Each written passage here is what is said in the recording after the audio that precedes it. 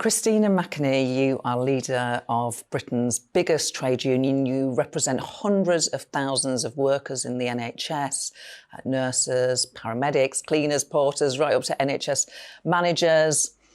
The government have made an offer to your members, to those workers.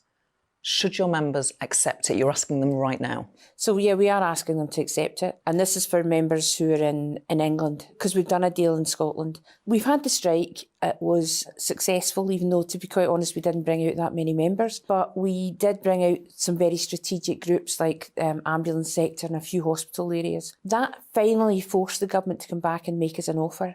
Now, it might not be what everyone wants, but we felt it was enough to actually go out and consult members on. So it's worth, they had £1,400 given last year, for this current year, and the additional money is worth between £1,600 and about £3,000 up to the top. So taken with the £1,400, that's, we think, a significant amount of money this year.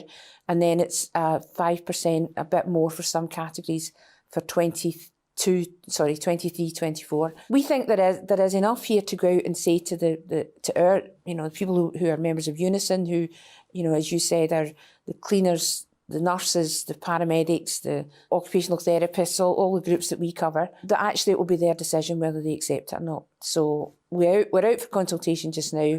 We'll have the result by the middle of April. If they accept it, that's the deal that's done. If they don't accept it, then we've paused our strikes, so we would restart them. So if your members don't accept the pay offer, you recommend that they do. Some people will say it's not enough. What do you say to those people, actually, who say, don't vote for this deal? I can understand why people are unhappy about it. It's not what we'd hoped for more, but, we are where we are. But I also think there's a lot of armchair warriors out there, people who like to tell those who actually did take strike action and who campaigned for this and who lost money when they took strike action. There's a lot of people like to sit and give them advice saying, just keep on taking the strike action and everything will be fine, which is easy to do when you're kind of a spectator on the side. But if you're actually the ones that came out on strike, or you're the ones who were campaigning even for strike action and making all the noise within your hospital trust or health trust, I think it's for them to decide, quite frankly, rather than, some of the other people who want to give them advice. So you're optimistic, or in your ideal world, a further round of strikes would not be necessary because the offer will be accepted? Well, and it's our senior, so we call them lay members, it's the senior group within our health team who take the decision whether to make a recommendation or not. And they took a decision that they can recommend acceptance because they feel there is enough in this offer to actually go out and say to members, you've got a clear choice now. This is the offer from the government. We're recommending you accept it because we don't think we can get any more through negotiations. But they could also reject it. So 2 years ago, you become the leader of the biggest union in Britain. You're the first woman to lead that union. Why has it taken so long? Well, there's not a high turnover in general secretaries. So UNISON is 30 years old this year, and I'm the 4th general secretary. So, the 3 previous ones were men.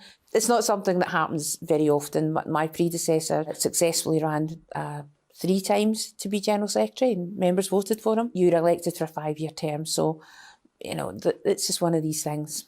Were you, as you worked your way up to the position as you held various positions in the union, were you ever subject to misogyny or sexism in your union? Not so much in the union as in from people within the union, but my background is as a negotiator, and 25 years ago, I was often the only woman in the room, and that included the employers I was negotiating with and other unions that you were negotiating with. And so, yeah, of course, you get an element of misogyny, sexism, a bit of harassment thrown in. But I have to say, not really within my organisation. And I think that's partly about setting the tone from the top. And, Dave Prentice, who was my predecessor, I think was very good at that, at setting a tone of that kind of behaviour just won't be tolerated. So fortunately, I haven't experienced direct sort of harassment or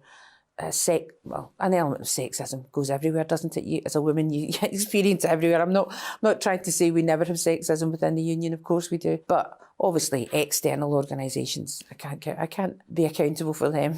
Your union, like so many others, is a major donor to the Labour Party. What do members get for their cash? Yeah, it's a good question, and one that we do ask ourselves, I have to say. I'm very proud of the fact that we're part of the Labour movement, and I feel there is that intrinsic link between the Labour movement and the Labour Party and the trade union movement. And so I'm glad that my union is affiliated to the Labour Party and that we give them money, because it's the only show in town, really. And, you know, I certainly want a government in Westminster who will see unions as partners they can work with in trying to resolve the serious issues we've got in society at the moment. And I think the only government that I can see that will do this for us would be a Labour government. And I also think, and again, I've been a negotiator through Tory governments and through Labour governments. And in my experience, whilst you don't always agree with them, you can certainly have an open and honest discussion with them.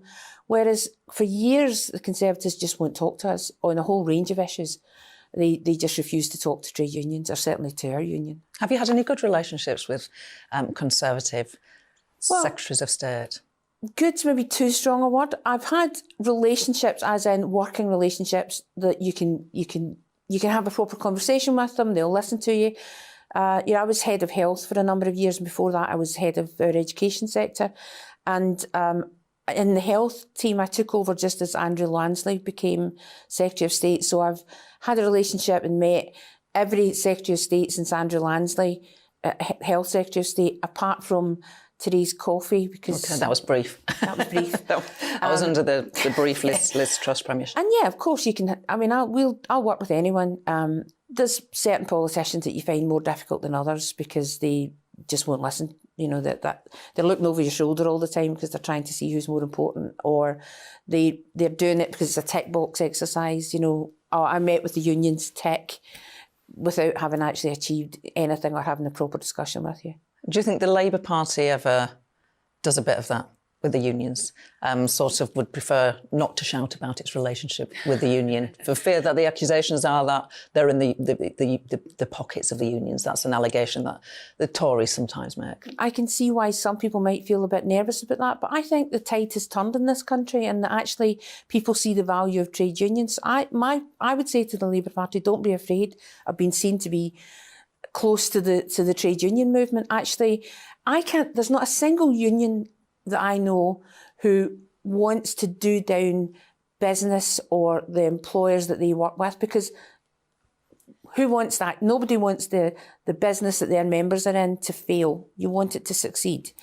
And if only governments would realise that actually we're the ones who also want businesses and organisations and public services to succeed, and we will do what we can to make that happen, because that's what our members want. The people who are members of unions, whether you're in the private sector working in, you know, a car factory, or whether you're working in a school, you want your school to be successful. You want the car factory to be successful, and trade unions have a part to play in that. And when the critics of unions say, people like you're union barons, you get paid huge salaries, you get these incredible perks, you're not on the side of the workers.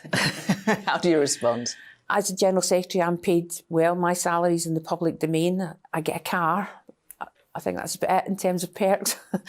I think the media like a stereotype.